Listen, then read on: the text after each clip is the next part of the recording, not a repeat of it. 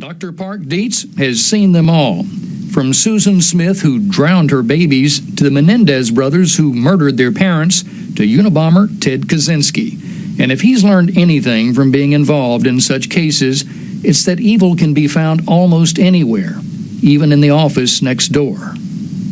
We can identify which people, without appropriate interventions, are going to become employees you wish you didn't have. Dr. Park Dietz is a forensic psychiatrist who, among other things, advises Fortune 500 companies on how to spot potential psychopaths on the payroll. That makes him the perfect candidate to understand why someone would go on the rampage in Wakeville, Massachusetts that left 7 people dead just after Christmas. Co-worker Michael McDermott has been charged with those killings. Friends say he had been complaining about money problems recently and acting troubled. He was the kind of guy Dietz teaches that management better learn how to spot, get appropriate counseling and help for, or face the consequences. If you deal with them in the best of the ways, everyone walks away safe. If you deal with them in the worst of the ways, you may get killed along with your buddies. Is there a profile of the guy who's going to shoot up the office the next day? Well, there is, but it's also a profile that fits thousands of other people. People, in essence, who could be trouble. Some are going to be going to the union with grievances. Some are going to be going out on disability. Some are going to fake a workers' comp injury. Some are going to be lousy performers. Some are going to stick things in the machine to sabotage it. Some are going to threaten to kill the boss. And one might even shoot people up. But we can tell which ones are going to be a pain in the neck if you don't intervene. Spotting the psychopath is a trait that Dietz not only teaches large companies, but one that has made him into one of the most sought-after expert witnesses in the country as well. Want to know if your client is crazy or your defendant insane? Call Dietz. He's been doing it for 20 years, and one of his first subjects was the man who shot President Reagan, John Hinckley Jr. Tell me about the first meeting, though. I mean, the first impression, straight off the bat. You walk in the door, John Hinckley walks out. What kind of guy do you see? Snot-nosed kid. Smart? Smart enough.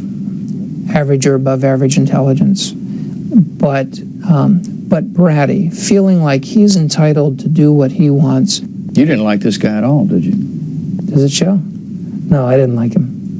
Dr. Dietz is not your usual psychiatrist. When he makes a house call, it's because he's been hired either by the defense or the prosecution for one reason only: to examine a defendant and then testify to whether a mental illness made him unable to control his actions or tell right from wrong.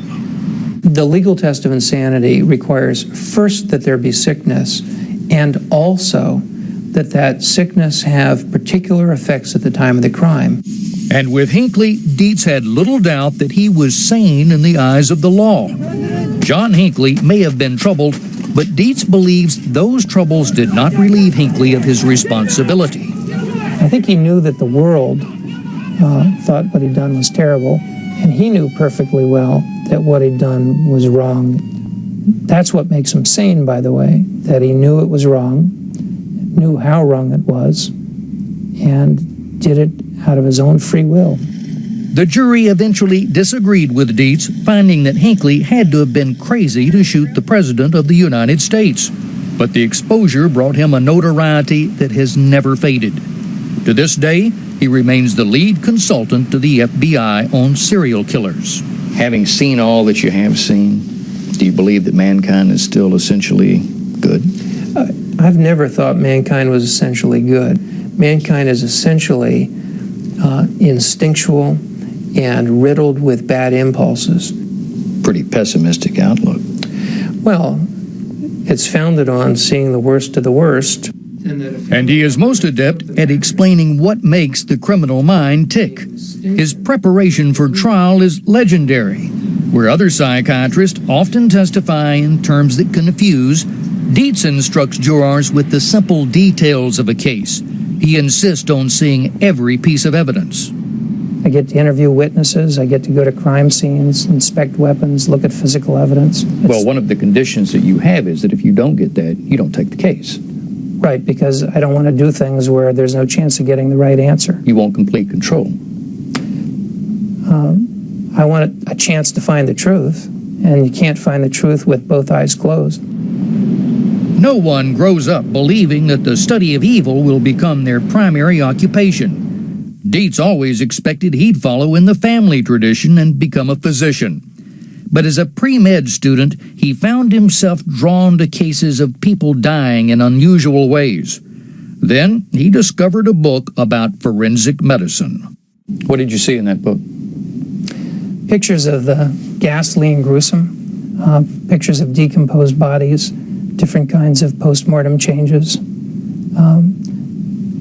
people now lifeless to whom terrible things had been done. And this was an epiphany for you? This was the light you saw that led you to what you do today? It was the chance to combine medicine with criminology. And no one has done it more thoroughly. The author of more than 100 works, he's taught at several major universities, including Johns Hopkins and Harvard. In fact, there's only one thing Dietz hasn't spent much time on, and that's treating patients. A lot of it is very boring. Treating private psychiatric patients means listening endlessly to people with fairly normal lives whine about why their lives aren't as great as they wished. And I wasn't going to spend my career doing it. What's the offender's personality? So he has devoted it instead to understanding the true nature of crime and explaining it to others.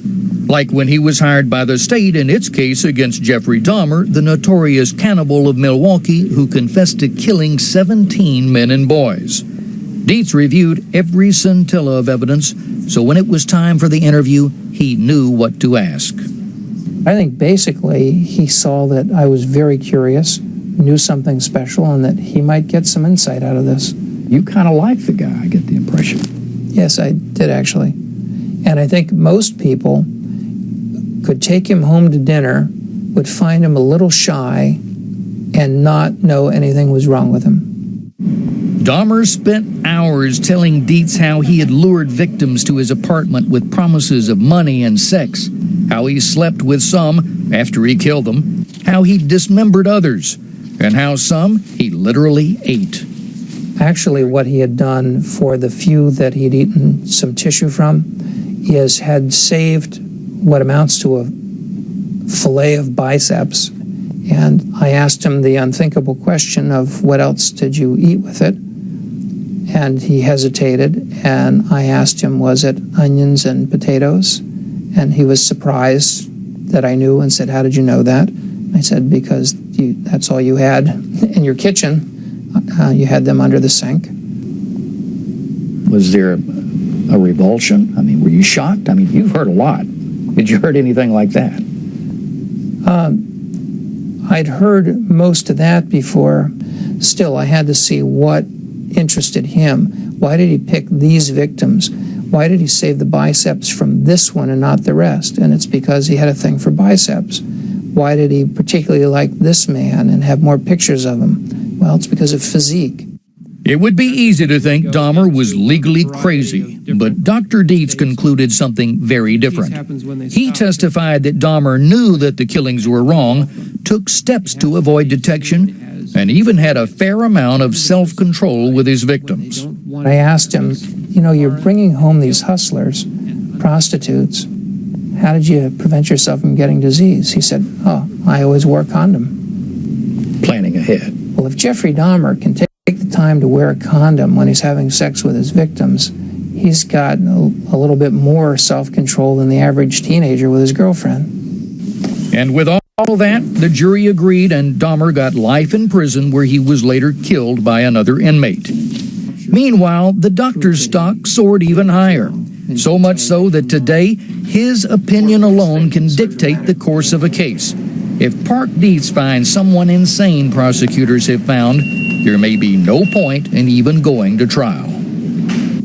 Have you ever run across a murder where at the end of it all you just can't figure out why they did it? Can't think of any offhand. You know the answer to them all. I think if you have the facts, it's always obvious. You know, the most common stupid motive for murder is, he was looking at my girl. Is that crazy? Well, that happens every day. And every day, even in the most idyllic of worlds like his in Newport Beach, California, he's come to believe we each work and live among people who are on the edge of committing violence. You ever find yourself at a cocktail party or social situations or at the beach, you look around and you wonder, well, if 5% of us have a problem, maybe there's one now. Oh, yeah. You can't escape it. If we take a stroll down the beach, I could spot some for you. But what are you looking it's inevitable. Well, it depends on what it is you're asking me to identify. It used to be easy to spot the psychopath. If you saw somebody with dice hanging from the rear view mirror, smoking a cigarette with tattoos, odds were 90% you had one there. Today, it's a lot harder to spot the psychopath, but in Park Dietz's world, there are still some telltale signs. Some of them will just fail to pay child support, drive recklessly, have affairs, and cheat on their spouses. That's a psychopath?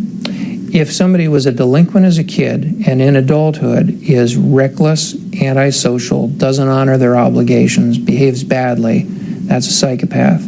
And the mystery to Park Dietz is why the public puts up with them as much as it does. The thing that surprises me most is why don't citizens form vigilante groups? You mean something other than a neighborhood watch. You mean actively going out and popping the bad guys, cleaning your streets. Yeah, I'm not recommending it. It would still be wrong. It would still be criminal. The only accounting I can give for it is that we've done such a good job of making good people law-abiding and such a lousy job of restraining the bad people that the bad people are going to keep having a big advantage. We got 2 million people in prison in this country right now. And we got 5 million psychopaths. On the street today? 2 million of them are in prison, 3 million of them aren't.